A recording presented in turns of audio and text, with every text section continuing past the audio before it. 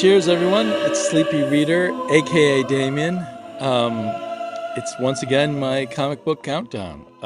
Today I'm going to give you my subjective thoughts and my subjective ranking of the comics I picked up last Wednesday. This is the next Wednesday today. I picked up some new comics today, but I'm going to talk about the comics I picked up last Wednesday, May 22nd.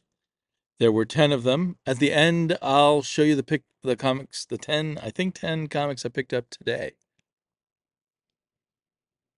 So, you know what? I wanted to mention that Brian LCS is near the end of his Kickstarter for creating his very first comic. So, I don't know if it'll be a great comic or not, but I did back him just to kickstart him in creating comics as the proper use of Kickstarter is. So I will put a link to his comic book Kickstarter down below. I think there may just be 3 days left. Yikes. I should have done this much sooner. I'm sorry, Brian. I was going to do it in a whole sleepy vlog where I talked about some other creative people in the community, and I didn't get around to it. In fact, I've had a relative visiting this week, and yeah, a lot of scheduling things have gone out the window. But it was this past week was a very good week of comics. Like normally, when I'm trying to do my ranking from 1 to 10 or 1 to 15 to 10, or whatever the number is, I'll make three piles: the comics I totally loved, the comics that were pretty good, and the comics that disappointed me in some way. And I only had two piles this time. The comics that I really loved and the comics that were pretty good. So there were no disappointments. Um, there were some I picked up knowing that I wouldn't really love them, which is my number 10 book, Rook. I just wasn't crazy over issue number one. Um, the sci-fi idea seemed good, but it just didn't hook me. I didn't care about the situation, and that continues to be the true too here. So it was fine to read. There were some interesting extra tidbits about our sci-fi world that I didn't know yet, or that were revealed as part of the story.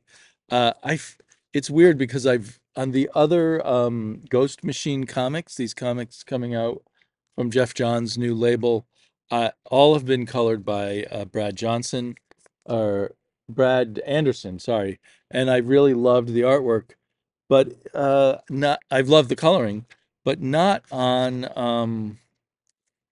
Rook. I'm not sure why the color just doesn't click on Rook the way it does on the others.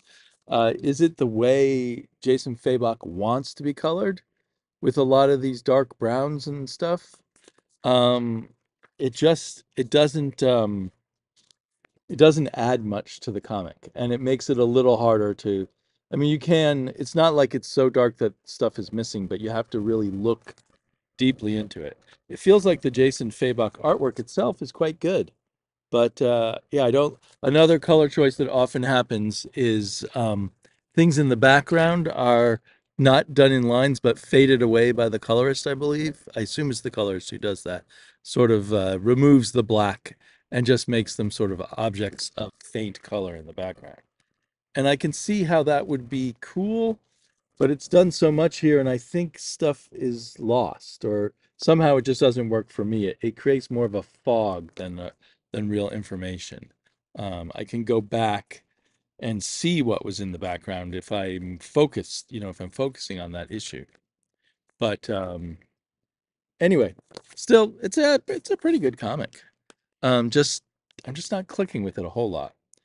I'm not. I think it was just the cover that made me pick this up because I wasn't clicking much with the last issue of this story with all the Mr. Mixoplix type characters invading our world. But there were some bits in here that I thought were kind of clever. And my favorite bit was where they unleash all the Jimmy Olsens, all the crazy different versions of Jimmy Olsen that appeared in, like, especially in the old Superman's best friend Jimmy Olsen in the Silver Age. Jimmy Olsen was always going through these crazy transformations. So they sort of, through the Mixoplixian kind of magic, they unleash all of them at once to battle um, the various villains and their villainous Mixiplixians. But that could have been so much more fun. They could have given us so much more of that. It was just like a almost like a quick montage, I guess. And there are far more Olsons than in the history of Jimmy Olsen, far more weird Jimmy Olsen transformations than we see here. So it made me like it, but I wanted more. One thought I kind of had, I don't, I might be totally wrong, but I usually love Tamara Bonvillain's coloring, but I kind of feel maybe she's not the right person for this cartoony stuff. She's not bad, but she just doesn't blow me away here the way she normally does. I don't know. I think her coloring's too complicated, but even when she simplifies it, when the characters are in a two-dimensional trap, uh, it's just not, I don't know. As I look at it, she's a really cool colorist, but somehow maybe I found the color distracting from the utter silliness of the story. But I think I'm enjoying this enough that I'll get the next issue, which I assume will wrap up this little arc. Um, the overall big bad was revealed at the end, and he and Jimmy Olsen are going to go at it. So I hope they amp up even more Jimmy Olsen, but probably not. They'll probably have to bring in Batman and Superman to save the day, of course. So that was World's Finest at ranked at number 10. Ranked at number 8 was a comic I was super looking forward to, and it was My Bad, and it was pretty good. It was not like the strongest My Bad comic ever. It depended a lot, I think, on you already being familiar with My Bad. I highly recommend the last two My Bad series. So if you like really silly, slightly weird, off-kilter satire of old-fashioned superheroes, My Bad is great. But and I love look at the colors on that cover. Those are really nice colors. Those are perfect for kind of a spoof of Silver and Bronze Age comics. But on the inside, the colors are kind of drab, not very fun, and have this kind of darkness that just doesn't seem to go with the story at all. And also just on certain pages just makes it not very nice to look at. So this is a hilarious scene actually, where these guys wearing swastikas say, "Hi, don't label us as Nazis," and a bunch of other things like that. We're not anti-Semites. Yeah, man, that's just what the Jews want you to believe.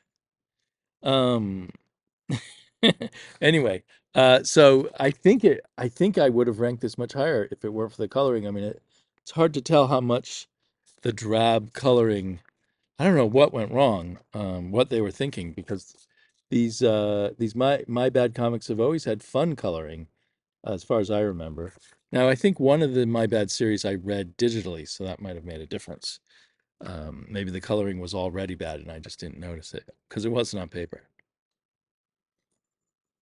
So I also enjoyed, and maybe a little more because the coloring was better, Wrong Earth Dead Ringers, which is also, it's kind of a closer to a mainstream satire of superheroes as opposed to the really wacky stuff of My Bad. But um, I think it's gone for three or four different miniseries also, where we have this Dragonfly Man character from different, from the fun cartoony universe and the dark grim universe and stuff, mixing it up in different ways in each series. And this continued to be quite clever, and quite funny. This one's written by Tom Payer with art by Jamal Igle, colors by Juan, Lee Lowrich. So that makes Lee Lowrich colors always are spot on. And this, yeah, so this was a really fun read. This is issue 2 in Wrong Earth Dead Ringers. It was kind of exactly what I was expecting it to be. No worse, no bad, but a fun read. In at number 6, a good comic, but not as great as the first two issues. The finale, the ultimate issue of Batman First Night. Um, I think, it just had to wrap up, and maybe the wrapping up is less fun than the exploring. there was some fun hanky panky between Bruce Wayne and this movie starlet that he's been dating, and they actually take their clothes off, but there's no Batwang, don't worry. Um, but the art felt inconsistent. Like sometimes it leaned so heavily on the Photoshop backgrounds and stuff that I felt distracted. And on some of the pages, the coloring was fantastic, but then I felt like they went a bit, I don't know, I just didn't like the overly rendered coloring, say, in these scenes with the close-ups of the actresses' faces. But lots of other parts, the coloring felt dead on. So anyway, lots of great art in here, but some moments that kind of pushed me out. I think this was a very good deal for $7. The um, oversized, and I think 48 or 50 pages of story, high quality story. Um, yeah, for the most part, I was pretty satisfied. I just was hoping for something extra that wasn't quite here. I can't say what it was. The other thing is they kind of their post what do you call it when after the climax, when you have kind of not quite an epilogue but something that kind of closes out the story, they chose to sort of go with the relationship that Batman had formed with this rabbi at a new synagogue, and it's not bad at all. But it felt like it left the focus back on the real world of 1939 and the rise of Hitler and stuff like that, which Batman can't really solve. So on one hand, it was a nice touchstone to history. On the other hand, it was trying to end on a hopeful note on something we know is going to go much worse for the European Jews. I mean, really bad, right? So, and there was no wrap up for the meaning of Batman's relationship with that actress, and I was actually quite interested in that. So I wanted a little more follow up with the actress Batman, and also the actress and her acting crew. In a way, this whole thing just needed to be 4 issues instead of 3, 4 of these oversized issues. It'll still make a great read in trade, or if you can pick up these individual issues, I still recommend it. But the third issue is more just pretty good, and the other issues were really great in my humble opinion, or my current reaction. Because I could reread the whole point of all of this is I could reread any of these and have a different opinion. These are just how much I enjoyed them at the time I read them. So now we're into the books that were 100%. I love these books. Sam and Twitch. So I'm putting it at number 5 just because the other books excited me more. But I thought this was really good. Sam, who's on the cover, is not in this issue, so I'm not sure why they did that cover. Here's the cover for the next issue coming up. That's a pretty weird cover. I mean, I do like this cover. It's very cool with the buildings and it has a Bill Sienkiewicz kind of look. It's by someone else. Is it by Galpian? Yeah, cover artist Jonathan Galpian, who used to be the inker for Greg Capullo. So that's interesting. Um, so we continue with our police procedural, added into some of the personal relationships of police and the big city versus the small town police and stuff like that. Not versus, but compared to, because all the cops in general are getting along here. And while artist Kudransky uses a good deal of Photoshop mixed in, um, it really works in this kind of story. Oh, this page is really gruesome, so I'm gonna. There's a couple of pages with naked, dismembered bodies in a morgue. It's all very tasteful. Um, but I love the way Kondransky is doing all these very human faces and their facial expressions. The My whole idea of how the artist is so much the co-writer of the story. Um, Todd McFarland and his co-plotter are doing a fantastic job writing and plotting this. But the artist Kudransky, what's his first name? Sorry, it wasn't on the cover. Sismon Kudransky.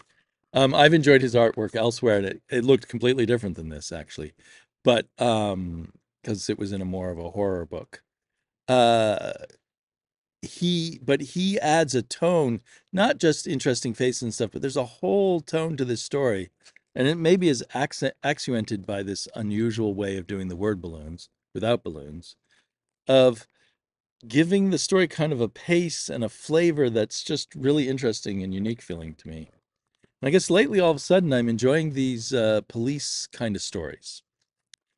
As can be seen, so I put this at number five. At number four, I put Sanction, which is a police story told um, in the USSR shortly before the fall of the wall and all of that. 1987.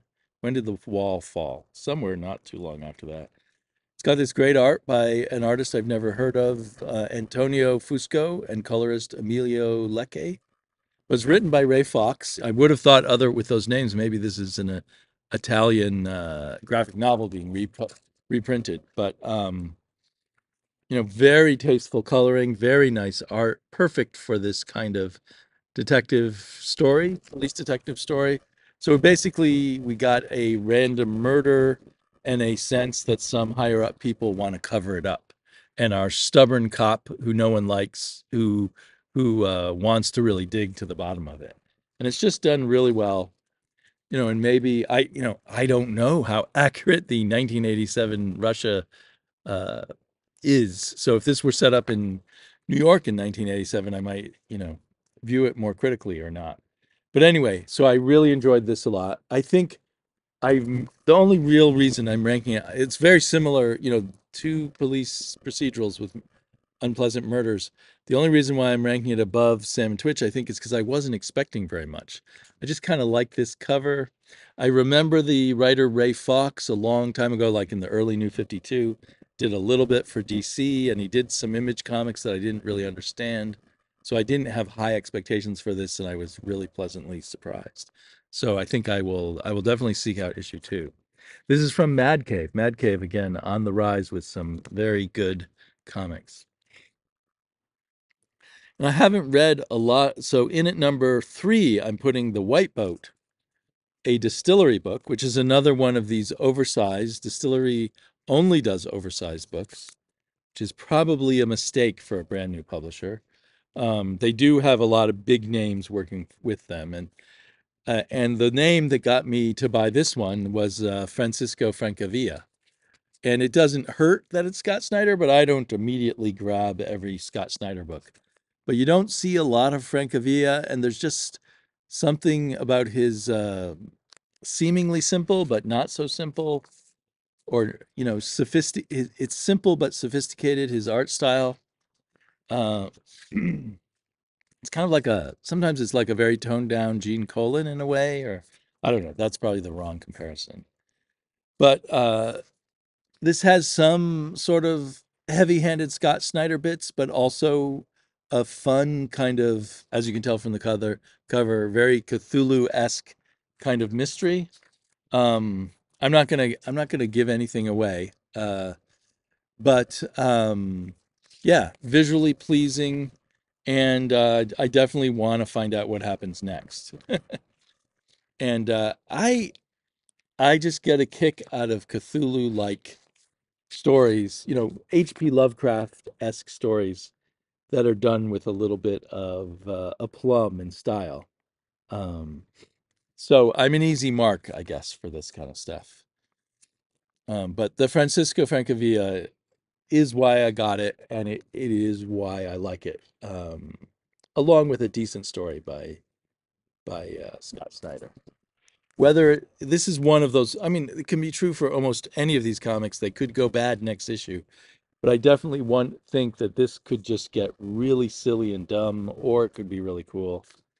I don't know why, but when it's these big size books with so many pages, I always assume there's going to be three issues. I don't know if that's really the case. I don't know if that will be the cover of issue two, but very nice little package. I've tried just a few other distillery books, and I tried their sample book that came out, and I wasn't very excited by distillery. But this may be the exception, or maybe there's more distillery books I should be looking into. A very silly comic came in at number 2. Superman, number 14. The House of Brainiac, issue 4. Totally be sure to skip House of Brainiac 2.5. Ugh. But the other ones I've loved. This continues just having that sort of perfect modern day DC superhero art. It's just very exciting, very visually pleasing. The story, if you at all pick at it, I'm slowly learning not to pick too much at the story. I mean, it's still in the back of my mind. Like, there's certain things that don't really make sense, even by the internal logic created. But if you just go with it, it's a fun, fast moving, visually exciting superhero story. So, so yeah, I'm into it. Um, this might be the first event comic that I've read in God knows how long, since somewhere maybe in the mid 2000 teens when I finally concluded that they were just a hopeless kind of a hopeless thing to read. I guess I've dipped in here and there with other things, but never completed one before. I haven't completed this one yet. And yeah, so we get a big fight with Lobo and Superman. Um, Lobo and particularly the other Cisnarians make me think of like a fake heavy metal band instead of a real heavy metal band. Like they're not like Motorhead, they're like a like a Manowar, but maybe even faker than Manowar. Yeah, I know there's Manowar fans out there, but and we also get the new Brainiac Queen, and it's silly if you stop to think about it, but otherwise it's really cool. Now, the biggest sticking point for those of you who've read it is why is Superman so valuable to Brainiac, but not the Cisnarians, who seem to be almost all at Superman level power? That's the puzzle to me. But Josh Williamson does try to tackle that a little bit, and maybe he'll thread that back in as to why there's something more special about Superman than all the other superpowered people. So I'll be curious if he does that. If he forgets about it, that's fine too, because it's all just crazy, wacky superhero fun. So I guess I'm learning to mellow out and not pick on it so much. Um, and at number 1, probably not a big surprise, Conan the Barbarian. Maybe if I'm not too lazy with my editing, I'll um I'll post a picture of the original cover. And so you can't see because they have their indicia over here, but the artist does know who he's copying because the signature, which is covered up not by the indicia but by the computer, what do you call it? The scannable thing. He actually wrote Plug and then Horley. So this is a redrawing of a Mike Plug cover, you might say. I think all the characters are almost in exactly the same position, in roughly the same clothing as a really great Mike Plug cover from Kull the Destroyer. Anyway, I've said it all before. Fantastic art. I'm super happy with the new colorist who's now on his second issue of doing of coloring Robert Rob Delatorre, um, ravaging Rob Delatorre, the colorist Dangerous Diego Rodriguez. He's staying true to his John Buscema esqueness. I still argue there's little snippets of a kind of Frank Frazetta ishness. There's this horde of underground beast men who show up, and they give me as much of a Frazetta vibe as a Buscema vibe. Like some of those sort of cavemen type that Frazetta used to paint. I feel like art influence here. But Jim Zub is doing a great job, uh, just making every issue fun and filling it with all the kinds of stuff that makes Sword and Sorcery fun. Conan is a little more, has in the past issue or two, like I had wondered I think it's in this issue. There's a little more of a showing us a little more of his discussion with the elephant-headed guy, and so there's a little more sense of that Conan must know he's not in his own time. It's a little weird that he doesn't reflect on that a little more. I know Conan spends a lot of his time just dealing with whatever's in front of him. He's not like sitting around being all neurotic about stuff. But still, he must reflect on the fact that it's pretty weird to be suddenly like he died, right? Or he seemed to die by his own hand, by choice. He stabbed himself like right here in the neck with his sword, which is kind of an odd place to stab yourself. But anyway, he did that, and then things kind of exploded, and then he was back in time. So if you just read these issues of this arc and not the one before, you wouldn't even you'd think he's not he knows why he's back in time, or I don't know. Anyway, that's the only little niggle, but I think Zub is beginning to deal with that a little bit. And it doesn't make this a bad comic or anything. Obviously, I put it at number one. I loved it. So, while we're here, let me just quickly show you what I picked up today. Another 10 comics.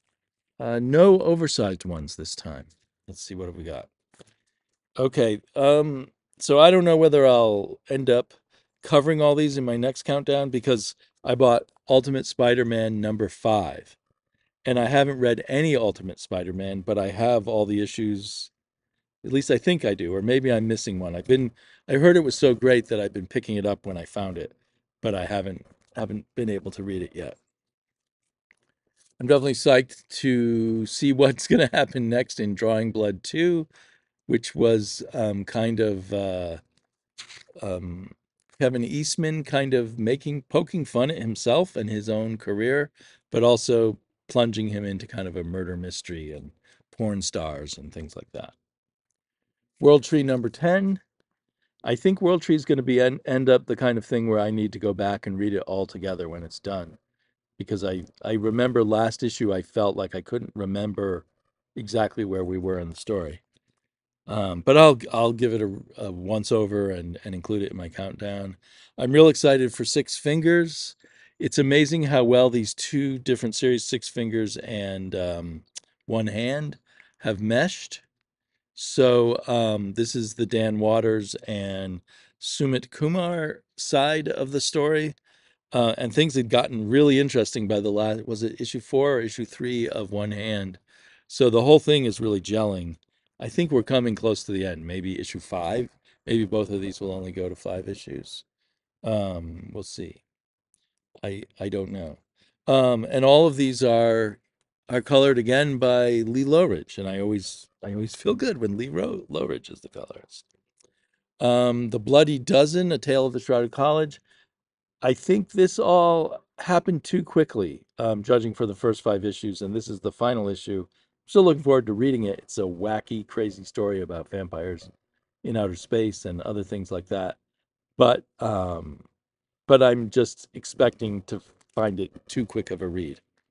And then just to see what it was like, I picked up William of Newbury, which looks like kind of a medieval story, but with anthropomorphic animals, written and drawn and maybe colored by Michael Avon Oeming. I haven't read anything written by Oeming in quite a while, but I remember trying a book he wrote, I think along with his wife, I don't know, 10 years ago or 8 years ago, that I didn't love the writing and I didn't stick with. But I thought I'd try this. It looks kind of fun. That was from Dark Horse, and also from Dark Horse. I'd love to know why suddenly there's a lot of things you would expect at Image appearing at Dark Horse. Is Dark Horse upping their game editorially to attract creators and give them creator rights, or is there something going wrong at Image that's making people turn to Dark Horse, or maybe both? Um, but I I'm slowly warming up to Dawn Runner. The first issue I wasn't too crazy about. Second issue I got a lot more out of. This cover is really cool. And I just opened the first page and I really like the look of it. So I'm hoping that that arc of me enjoying Dawn Runner will increase. And this I didn't know it was coming out, but I saw the name Mark Russell on it, and I thought, well, I've got any book by Mark Russell. They're not always to my taste, but I got to give them a try. So I'm not sure how this is supposed to be pronounced. Death ratioed. It says, don't let social media go to your head. And it actually has a pull quote on the back as if someone has already read it in some other form. A perfect blend of satire, comedy, social commentary, great writing, and intensely creative artwork from Capes and Tights. Um, it's a futuristic dark comedy by Eisner and Ringo award-winning writer Mark Russell. Life and death are ruled by social media. One too many dislikes and you're dead. Sounds a little too obvious, but it's Mark Russell, so I can give it a try. And that splash page has me pretty excited. So maybe we're getting some really good art in this comic. I haven't looked beyond the splash page, but that looks promising. So this is a one shot. It cost $7. It feels like maybe 48 pages. My comic book shop says this came out this week. CLZ says it came out last week. Uh, I haven't I mean, I guess I was out of circulation for a while.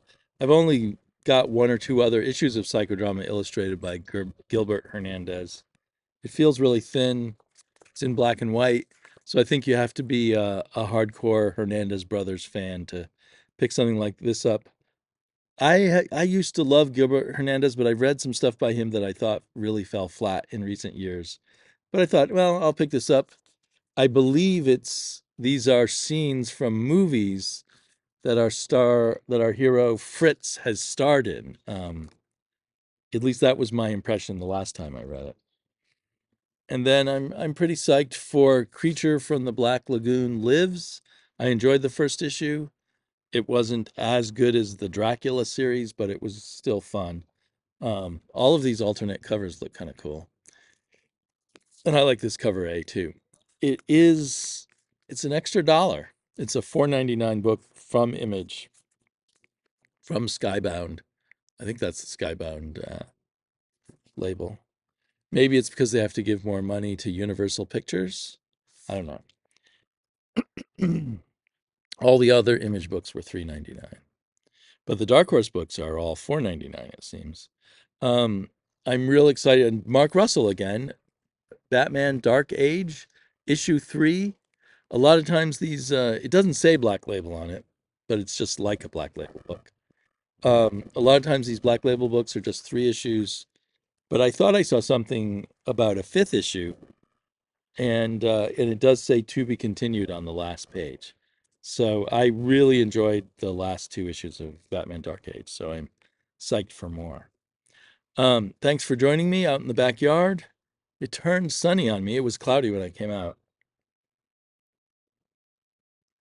I will talk to you all again soon. Oh, I keep hoping to do more than one comic book video a week, but so far fate has denied me. But uh, maybe soon. I want to do some videos about art books, comic art books that I have from my collection, and other things like that. Bye bye, everyone.